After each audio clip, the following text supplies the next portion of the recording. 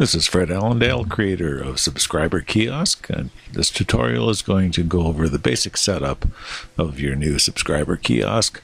We're going to be using a standard model for this, and the setup is pretty much the same for all the different models though. So if you take the delivery box and click on it, you'll see the contents of the box. You want to copy it to your inventory, and then you can delete the delivery box. We'll go ahead and close these windows out. And inside the delivery box in your inventory, you'll see the master kiosk as well as several different styles of remote kiosks. We're going to start off right now just resing the standard master kiosk, which is the basic item. The pop-up box you'll want to answer OK to, it's just letting you know that if it previously was res and had some remotes, that it will you need to wait for it to reestablish communication. In this case, it's brand new out of the box, so that really doesn't matter. Okay, so the first thing that you're going to want to do is texture the advertising panel with whatever your ad texture is. So I'm just going to apply, drag and drop the texture, in this case for night sky, and our shop, and it's a two-sided panel, so you'll want to drop this on the other side as well. Okay, then you probably want to rename this kiosk to something more suitable for your application. So we'll just call it My Master Kiosk.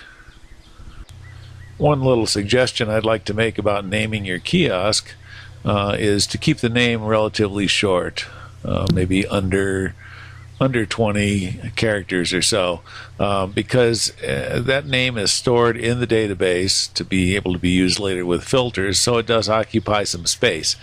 If you have a very long name, you may find that you don't get the full rated capacity of your kiosk. So try and keep the names relatively short. If it's important to have a long name, it's fine, no problem. You can have as long a name as Second Life will allow for an object, but recognize that it will probably reduce the capacity of your kiosk, and you'll have to add more slave scripts to get it back, and you won't ever get 100% of the full capacity. In order to get that to take effect, you need to do some operation on the kiosk. So we'll click on it and just do a master stat, which gives you some basic information about the kiosk here, as well as picks up the new name.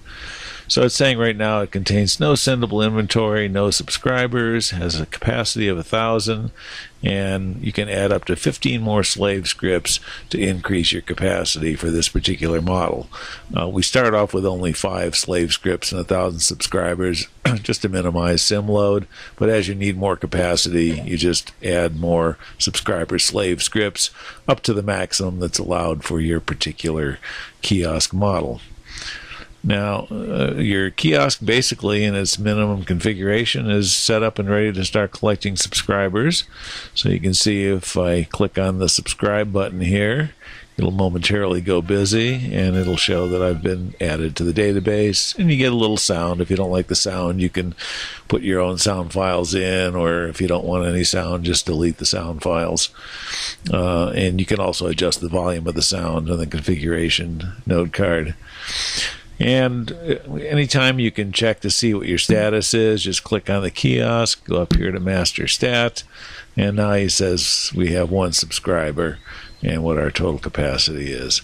If we want a list of those subscribers, we can go up here to show list, and you'll see it will go through and print out the key of the subscriber, the UID, the name, the date they subscribed, the name of the kiosk, where it was subscribed from, and the region.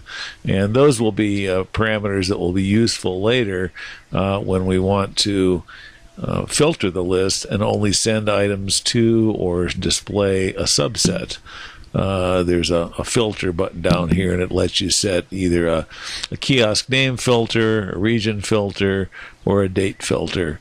Most common usage, we would not need any filters at all, so we can close that box. The other thing you may want to do is set up to get rid of your hover text, and that can be done easily by going into the contents and opening the subscriber config note card. And we'll get into the details of this note card later in tutorials, because there's lots of options here. Probably one of the most common ones, though, is this hover text. We can set that to off.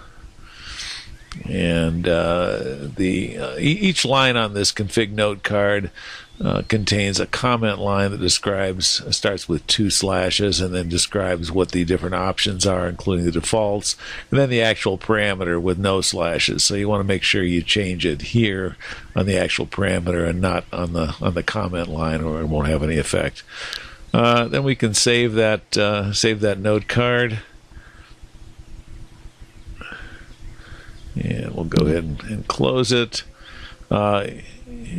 It goes through and restarts the kiosk. This configuration code is something worth writing down for future. If you want to buy upgrades in the future, you will need to enter this at my vendor so that I know you're a valid user.